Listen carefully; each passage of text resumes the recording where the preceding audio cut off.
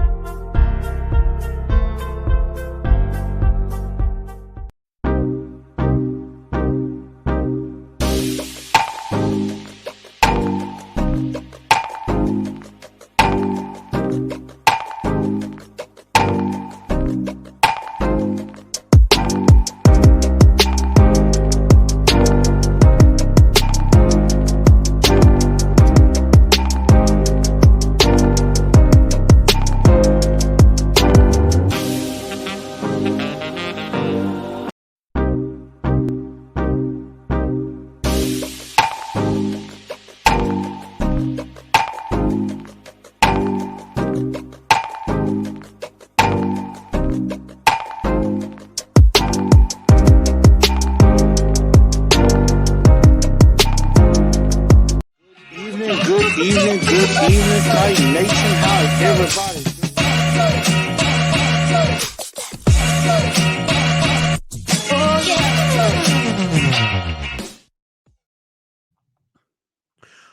What's going on, everybody? Football fans everywhere. Welcome in to the Truth League Report. I am your host, Blue Enforcer, aka The Truth, and we're gonna get this show started right away. And so definitely make sure y'all share this show out. Definitely share this out to everybody, and and let everybody know where they can come on in, and definitely talk about all things NFL.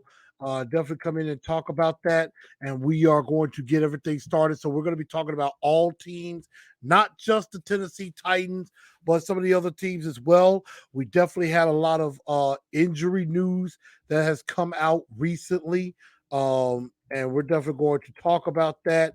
And then, of course, um, we'll definitely go into my top five games and my top five ballers um, from week 10. And so, I'm actually putting some information in that I just got, and we're definitely going to get right into that. So, what a week of football it was. It was definitely a great week of football. I know y'all see on the top the Titans did beat the Denver Broncos 17-10, so I had to change it and make it the correct one. So definitely excuse me on that. Uh, you know, Shout out to everybody that is tuning in right now, and we're definitely going to get right into it. So Well, the first things that went down, some injury news that has happened is that uh, the Colts linebacker Shaquille Leonard, aka Darius Leonard, will be missing the remainder of the remainder of the 2022 season. So uh, he will be missing the rest of the year, and he will have season-ending back surgery. So he's going to have back surgery, and that's going to put him out for the rest of the year. That's a big blow to the Colts defense, and we know the Colts are already pretty much on the ropes um, already, and they're probably not in a good spot to make the playoffs. And this blow does not help them at all. And that is unfortunate for them. I mean, it's probably good for the Titans, but as far as the Colts, with Jeff Saturday now the interim head coach, losing one of your best defensive players probably doesn't help very much in that regard. So it's definitely a shame that type of information, that news came down. Um, so that's very unfortunate for them and everything. So very bad news indeed for the Indianapolis Colts. Also, in other news in LA, Rams wide receiver Cooper Kupp will be going to IR, so he's going to be out at least the next 4 weeks with a high ankle sprain, and he's going to definitely require some surgery, so he could be out for an extended period of time. Don't know how much time that's going to be in the grand scheme of things, but him being out for at least 4 weeks, that's going to hurt the Rams offense tremendously. And that is a tough break for the Rams. I mean, because Cooper Kupp is their best player. He is their best player, and he helps make that offense go. So unfortunate, but them be the breaks. Sometimes, and hopefully he does get to come back at some point during the year. By the way, if you're new to the show, make sure you follow the channels here because I try to put out a Truth League report every week. So I definitely try to do that and go over the games from this past Sunday, any new updates, any news that comes out. Definitely try to update everybody when in regards to that. And I see we got Titan Fox in here saying tighten up. Jeff Saturday, he put Sunday. Jeff Saturday did a good job motivating the team to get Brian back out there against a bad Raiders team. And I agree. So congratulations to Jeff Saturday on his first victory as a head coach. Titans Rossi, what's up with you? So congratulations are in store. On Facebook, somebody says my Chiefs are going to win their third Super Bowl. We will definitely see. The Chiefs don't look invincible or anything like that. So, I mean, that's going to be, we're definitely going to find out. We'll definitely see in regards to that. We'll see if the Chiefs can do that and everything. So, that is something that's going to be extremely interesting when it comes to that. Of course, some other news after some fumbles on punt returns, the Green Bay Packers, ahead of their Thursday night game against the Tennessee Titans, have cut former third round pick Amari Rodgers, who, of course, was formerly one of the good Clemson wide receivers. And so, he had his struggles. He had his struggles on punt return, and he had his fourth fumble of the year as a punt returner. So they decided to let him go and everything. So that is I mean, it's unfortunate for him. I mean, it's you can't fumble the football, especially on punt return, which could give another team some extra possessions. So you can't do stuff like that. Also, one other key injury from um last night's Eagles Commanders game, where the Eagles did fall for the first time, and Dallas Goddard suffers a shoulder injury and will miss extended time due to that. So that was just coming out today. Dallas Goddard will miss extended time due to a shoulder injury they suffered on Monday night. So that was from NFL Network from Mike Garafolo and Tom Pelissero as they reported. So there's definitely some big injury news that's happening around the NFL. Definitely had a small move that maybe could affect the Titans and things like that. We're definitely going to find out. Of course, in Titan news wise, one of our corners, Caleb Farley, our former first round pick, he is going to IR.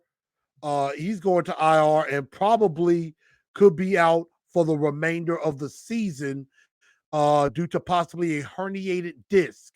And that was reported, of course, by, placed on injured reserve. I think that does end his season most likely due to that back injury, due to the back injury that he suffered. So, it's going to likely require surgery for him. And so that's pretty much going to end his 2022 season. So for 2 straight years, Caleb Farley out for the year. Ben Jones, our center, is in concussion protocol. Also, our kicker, Randy Bullock, could be a game time decision, which is why they brought in Josh Lambo onto the practice squad. He may possibly have to go in on kick duty. And then, of course, as a commenter mentioned, Stanley Wilson says, at least through 2023, I want to say, we signed Laurel Murchison, defensive lineman, just to have some depth. I believe he got signed through the remainder of the season. So, and also Joe Schobert, a linebacker who definitely did some good things, will be signed onto the active roster. So we definitely got a lot of news going on around the NFL. And so that's going to make some things very interesting. Kent Wood says AJ Brown got hurt last night also. It did look like I did see where he limped off the field a little bit during one play. And so that is, I don't know what's going to be the future with that with AJ Brown and everything, but it's going to be very interesting to see what happens with the Eagles going forward and everything. So that's something that we're definitely going to have to pay some attention to and everything. So um, that's something that we're definitely going to look at. But yeah, he rolled up his ankle. Left the game briefly. I know he finished the game, but we'll see what that does mean for the future going forward. So let's get into our top 5 games from this past Sunday. And now I'm going to put in obviously the scores again. Make sure y'all do go follow all the pages below, whether it's the TNT Enforcers page, that's the fan page. All fans are welcome. Also at Titans_in_truth on Instagram, and also at TNT Blue Enforcer on Twitter as well. So definitely make sure you hit up those channels. Hit that subscribe button if you're new to the show. Also hit that like button as well. So that way you will be up to date. And when you hit subscribe, also make sure you hit all on hit all on that bell so you get all the notifications for anything that comes out. So definitely, again, make sure you hit that like button and hit that subscribe button. Also, make sure you download the show if you can't listen to all the show. You can go back and watch on YouTube, or you can download it on Spotify, iHeartRadio, Google Podcasts, or Apple Podcasts, wherever you get any of your podcasts. And you can definitely download the episodes and be able to you'll be able to listen in and enjoy. So let's get right into it. Our top 5 games from this past Sunday. Of course, I will quickly mention that my Titans were a winner, 17-10. Yes, you had to drink some water. 17-10, the Titans get a victory over the Denver Broncos, and they improve, of course, to 6-3 on the year. And I believe the Broncos dropped to 3-6 on the year, and the Titans are right now sitting pretty at the number 3 spot in the AFC. So there's basically a 4-way tie for third, but of course the Titans and the Ravens, both 6-3, are division leaders. So that's why they're up ahead. And then, of course, the Jets and the Bills are wild card teams, which the AFC East is looking pretty strong to possibly get 3, maybe even 4, all 4 teams into the playoffs. Because right now, if you take a look at the AFC, Chiefs are number 1, Dolphins are 2, Titans 3, Ravens 4. And then you got 3 AFC East teams at 5, 6, and 7. If the playoffs started today, all 4 AFC East teams would make the playoffs. All 4. And the Patriots would get in because right now, over strength of victory, they would get in over the Chargers. They would be in over the Chargers. So as of right now, all 4 AFC East teams would be in. In the NFC, the Eagles have a tiebreaker over Minnesota on head-to-head win percentage. So right now the Eagles are still the number 1 seed, but the Vikings have an opening now at 2. 3 are the Seahawks, 4 the Tampa Bay Buccaneers. They're the division leaders. And the wild card spots are the Giants, the Cowboys, and then the San Francisco 49ers, a half game ahead of the aforementioned Washington Commanders. So the Commanders are hanging in there. And they got that big win last night. So they have a chance. Right now, it is wide open in the NFL. There is really no clear-cut favorite at all. So, Type 5 says, with our injuries the last 2 years, depth is our main focus, not superstars for high-money contract. Makes sense. I mean, depth is important. Don't get me wrong. But you need some stars, too. You're going to have a few stars. So here are my top 5 games from this week in the NFL. And I'm sorry I kind of talked everybody's head off. We just had, of course, again, a lot of big-time news, a lot of injury news that has come down the turnpike. So we definitely needed to, somewhat address that. So number 5, we go to the game that happened in Munich, in Germany, between the Tampa Bay Buccaneers and the Seattle Seahawks. And this was actually a pretty good game.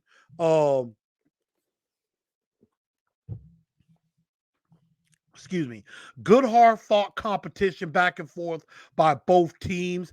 It was very well played.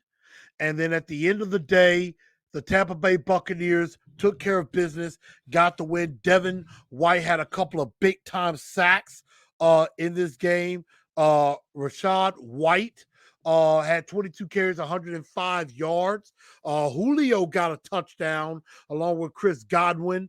They tried to run a halfback pass with Leonard Fournette to Tom Brady, and Brady slips, and that pass ended up getting picked off, which I thought was pretty funny.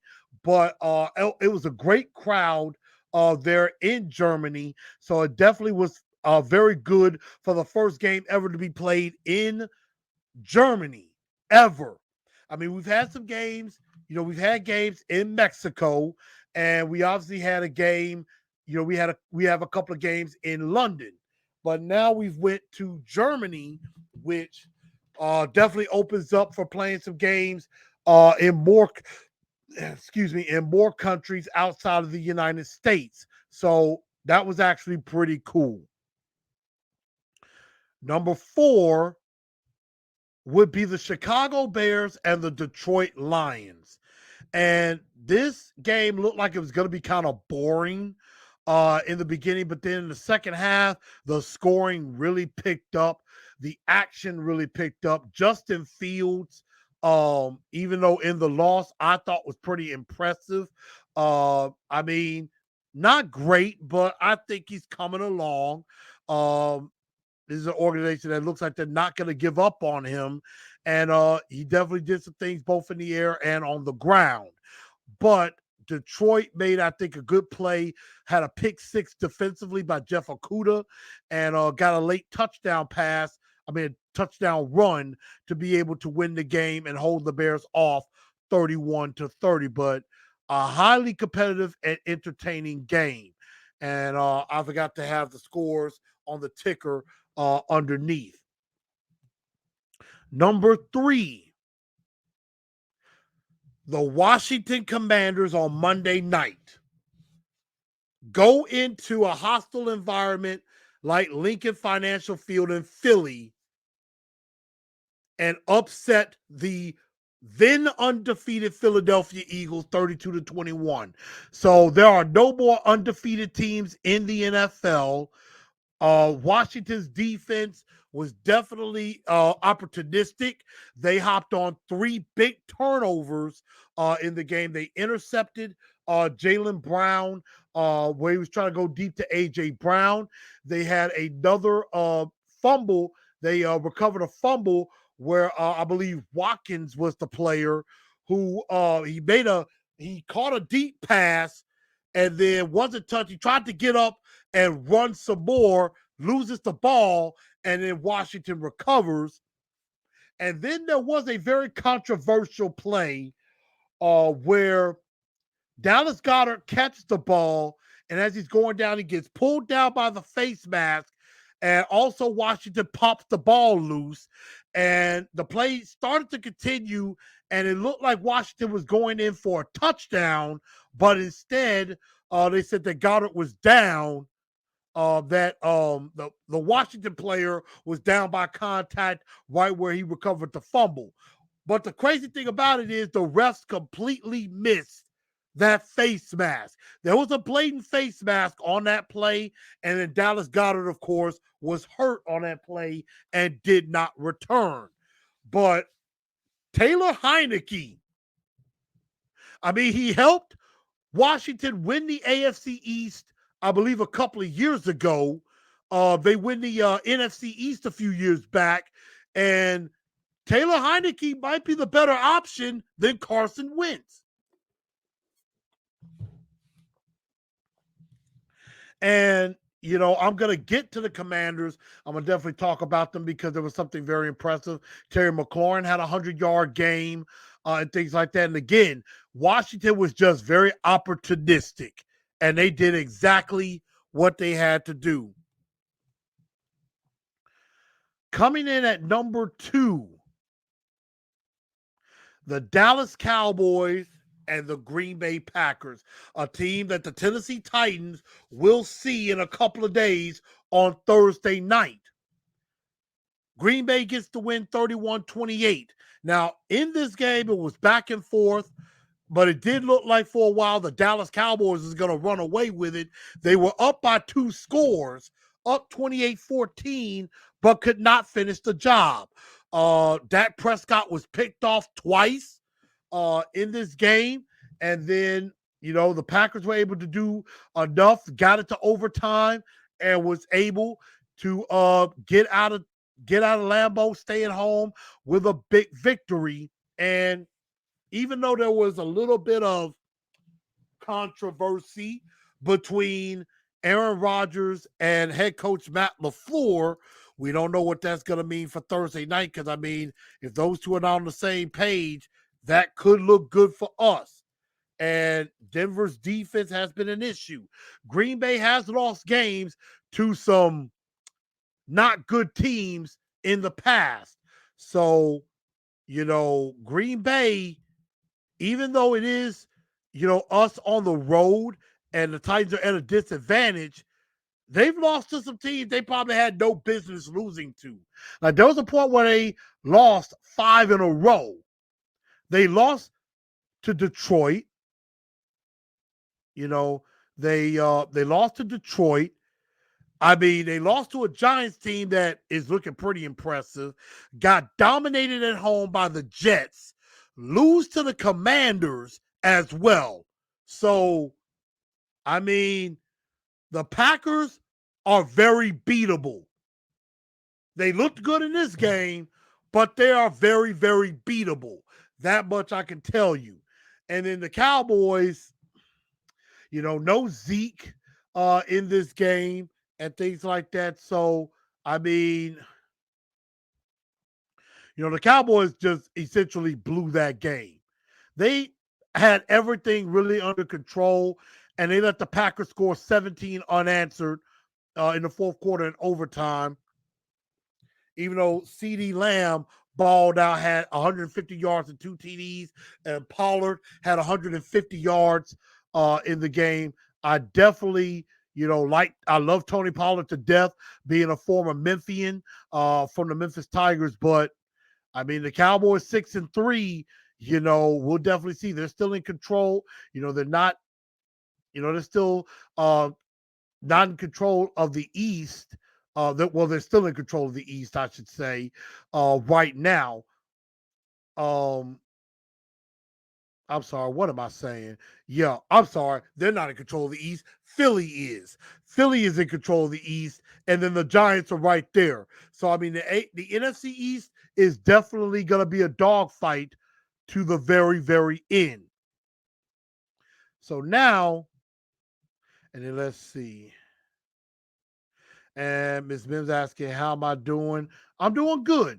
Thank you for asking. She's hoping for a Titans win Thursday night. We're definitely going to see. Brandon says tighten up. Let's see. A-Name says Heineke is a better option than Wentz. Wentz is a draft pick vampire. That's it. So that is, I mean, yeah. Right now, Taylor Heineke does look like the better option at the moment. But number one is probably what's going to go down right now at this moment as the game of the year so far. Minnesota and Buffalo. And what a game this was. I mean, the Buffalo Bills coming in hot, 7-2, look like they're unbeatable. 6-2 rather. Look like they're unbeatable. Like, nobody can stop them. Good offense, good defense. On the other side, there's a good offense and defense too in the 8-1 Minnesota Vikings. And you got probably the best receiver in the game today in Justin Jefferson. Well, you got 2 of the best receivers in the game today with him and Stephon Diggs.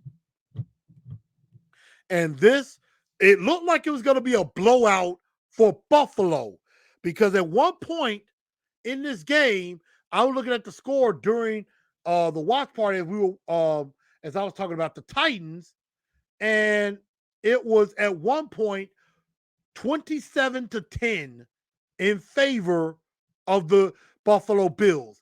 It looked like Buffalo was going to blow. It looked like Buffalo was going to blow Minnesota out of the water. It looked like Minnesota had absolutely zero chance of winning this game, had zero shot of coming back in this game. But they didn't quit. They didn't stop. And they, you know, they just came back. They kept fighting. They kept they were just relentless, and they found a way. They got some key turnovers from Patrick Peterson.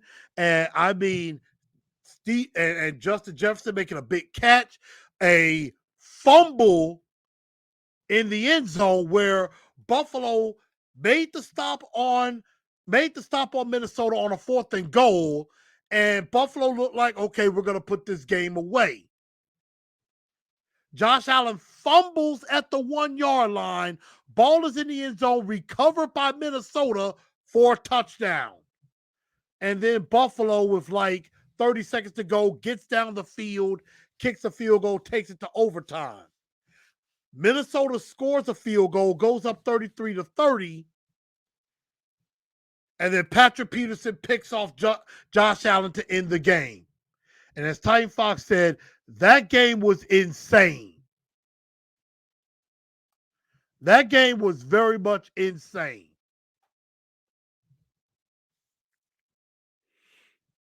And so I have to admit, I had fun going back, looking at that. I could probably go back and look at that whole game all over again. And Jeff A-Name says that Jefferson catch made OBJ's catch look like child's play. Kinda did. And I think Stephon Diggs had a similar catch like that too in that same game. So it was incredible. Miss Mims, I did not get to fully listen to the Buck Rising show. I heard his primetime show last night, and I don't think Vrabel's really woke up about Todd Downing. I don't think so. I just don't know if in his mind he realizes that there's a problem. I'm probably going to go back and maybe listen to it, maybe see if I can pick up on something. I'll definitely see. But that may have been the game of the year. And I thought it was a absolutely tremendous ball game. I had fun watching it back. And it was definitely one of the best non-Titan games I've seen, besides the game with the Chiefs and the Rams that went, I believe, 54-50. So it was cool. I mean, like I said, both of them had big catches, had them big one-hand grabs. I mean, Jefferson basically stole an interception from somebody. Diggs, I think, came in and he didn't nab it like this. He came in like this. His hand was away from his body and he stabs that in. I mean, it was insane. Literally insane how that all went down. So I definitely enjoyed that game. So those were my top 5 games from this week. And now we're definitely going to get into my top 5 ballers from this week's game. And I got a little something special to add in on that as well. So let's start at number 5. And usually I don't give love to a losing effort, but I am on this instance. Justin Fields for the Bears. He went 12 of 20, 167 yards, threw 2 touchdown passes to Cole Kmet. But and he did have an interception that ended up being a pick 6 with Jeff Okudah. But he also had 13 carries, 147 yards, and 2 touchdown runs, including a very impressive 67-yard touchdown run. And I thought about that. I said, Malik Willis could do that. He could literally do that. I could see it. So even though it was a losing effort, very impressed with Justin Fields. And I think because there were some times early in the year it looked like the Bears might give up on them. And I don't know if they still will or not, because I mean, depending on where they're positioned in the draft, they could definitely be in position to draft a big time quarterback, and, be able to maybe trade Justin Fields. We will definitely see. So let's see. Larrell Murchison, multi-year deal. Was on a practice squad, got game day elevation the last 2 weeks. He's on a 53-man roster. I don't really care about that because, I mean, Larrell Murchison, I really don't be noticing him at all. I don't notice him, pretty much. Ty Fox, yep, my fantasy opponent got 40-plus points from Fields. Yeah, when you throw for 2 TDs and you run for 2 TDs and then you get 100 yards rushing, you're going to get points. That much is a fact. Number 4, a resident baller on this show, former Titan running back and now Panther running back, D'Onta Foreman. 31 carries, 130 yards, and a touchdown in last Thursday's victory over the Atlanta Falcons. And again, I am a D'Onta Foreman fan. I am happy for him getting the opportunity in Carolina. Of course, now with Christian McCaffrey gone to San Francisco, he's getting much more of an opportunity, and I couldn't be more happy for him. Couldn't be more happy for him. So, D'Onta Foreman is a hard runner. I used to call him Derrick Henry Jr. because with him, you don't have to change the game plan. You can run the exact same way with D'Onta Foreman as you did with Derrick Henry. Now, I hate he ain't on the team now, but again, I think the Titans wanted him back, but at the same time, he wanted a chance to start somewhere, and he is flourishing in Carolina right now. So, shout out to D'Onta Foreman.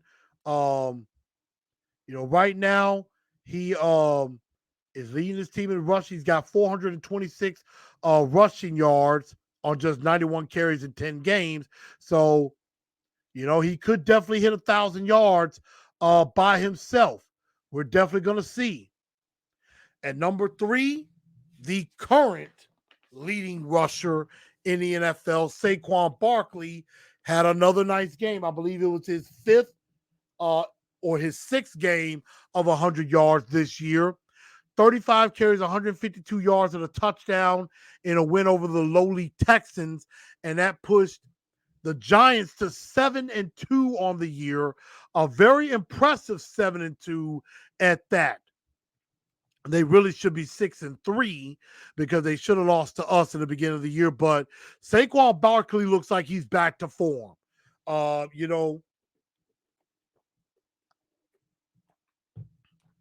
had a rough couple of years due to injury, but it looks like he is finally back to form and back to himself. And that spells trouble for the rest of the NFC East and anybody else that plays the Giants, because he is absolutely a terrific running back. At number 2, Christian Watson for the Green Bay Packers. 4 catches, 107 yards, 3 catches were touchdowns. Christian Watson was a guy I looked at in the draft from North Dakota State, and I was thinking maybe the Titans should take him. He got taken at the top of the 2nd round.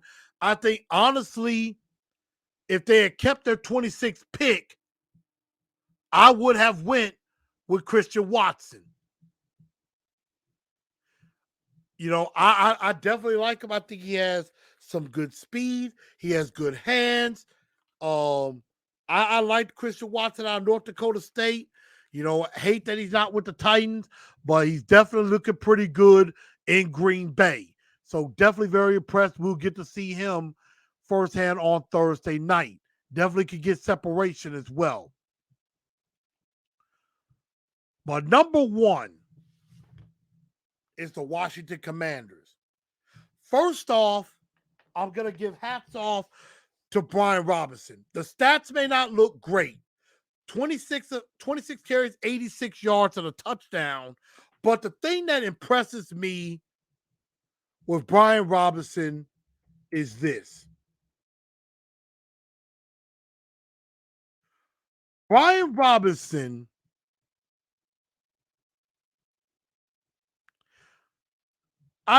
this dude had a turbulent year because 3 months ago, this man was a victim of a carjacking and got shot multiple times in broad daylight. Was shot multiple times, could have died.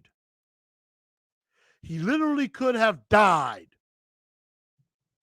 And not only did he survive the shooting, he recovered from it. He was like, not only am I going to survive this, not only am I going to recover from this, I'm going to play football some more. And what up, Mad Titan? The Mad Titan, what's up with you? But Brian Robinson, as Cat Williams would say, he was in tune with his star player. Brian Robinson said, you ain't going to take my life from me. I'm going to survive this. Not only am I going to survive this, I'm going to recover. And not only am I going to recover, I will play football again. And he has. It is an incredible, incredible story what has happened with Brian Robinson. Gets drafted out of Alabama, got shot 3 months ago multiple times, survives, and is now playing in the NFL. It's incredible. So shout out to Brian Robinson for even just being alive and playing ball. And then there's Joey Sly, who went 4 for 4 on field goals. He kicked a 58-yarder in the first half and helped propel the Commanders to beat the then undefeated Philadelphia Eagles 32-21. So the Commanders took command. Got to put that number one because, hey, first of all, with Brian Robinson, that was a great story, and they beat an undefeated team. But that's not the overall game winner. Those were just the top 5. They would be honorable mentions compared to this. And that is the game of the year. First, we're going to start with the losing team, the Buffalo Bills. Josh Allen throws for 330 yards, had the 2 Patrick Peterson interceptions, but threw 4 touchdowns. Stephon Diggs, 12 catches, 128 yards, including that insane one-handed grab. Gabriel Davis had 6 catches, 93 yards, and a touchdown. And Devin Singletary, who gives no look of a running game, ran for 2 touchdowns. So Bills Mafia came to play, looked like they were going to run away with it early, but instead, it was all about the skull. It was all about the skull as the Vikings come back from 17 down to win in overtime. Kirk Cousins throws for 357. Justin Jefferson with the insane catch, 10 catches for 193 and a touchdown. Dalvin Cook, 14 carries, 119 yards, including a long touchdown run himself, which was, again, part of a awesome football game that it was. An awesome game. And Dalvin Cook, that touchdown one was 81 yards. And then the defense showed up with not only a defensive touchdown that helped force overtime, but also Patrick Peterson with 2 big interceptions, including the game-winning interception to win it in overtime. Everybody that thought that Patrick Peterson was done and washed up, not so fast. So, I mean, like I said, Bills Mafia and the Vikings, they are overall the biggest baller of the game, of the week, and probably of the year. So they got their own time themselves on this.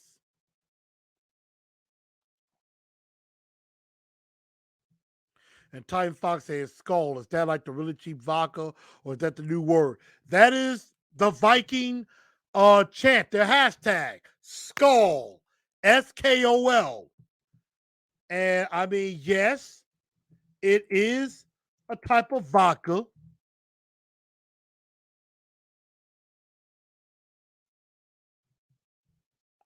But it is also,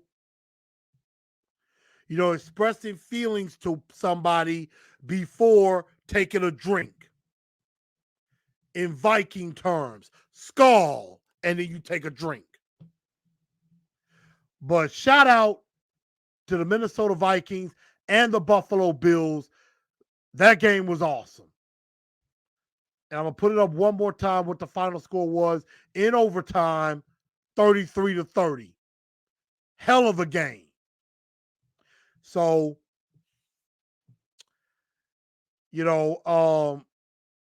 again, that was pretty much some of the best things that I saw from the league this week. I know there were some other scores that happened. The Chiefs getting a win. Miami continuing to surge ahead in the AFC East. The Raiders continue to stink. And so, there is a lot that's happening in the NFL. The NFL is wide open, y'all. It's anybody's game. Anybody can be beat. So anybody can be beaten. Anybody could win the big one. And we're going to find that out as the year goes on. So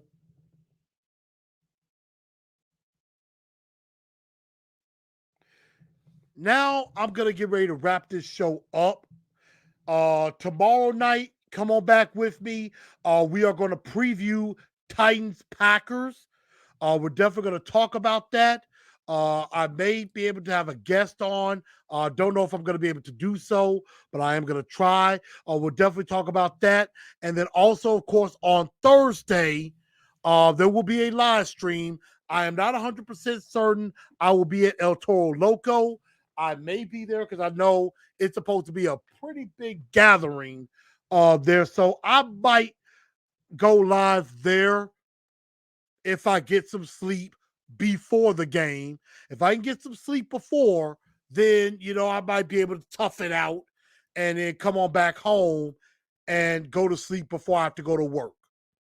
So I might tough it out and go to the watch party. But if not, I'll be right here going live, Titans Packers Thursday night on the live stream. So definitely come on out for that and everything. But I thank everybody for tuning into the Truth League Report. My name is Blue Enforcer, a.k.a. The Truth. If there's any other breaking news that maybe comes out that's significantly important in the league, I will definitely bring that to your attention. But I thank everybody for tuning in. Y'all have a very good rest of your day. And I'll holler at you. Happy football.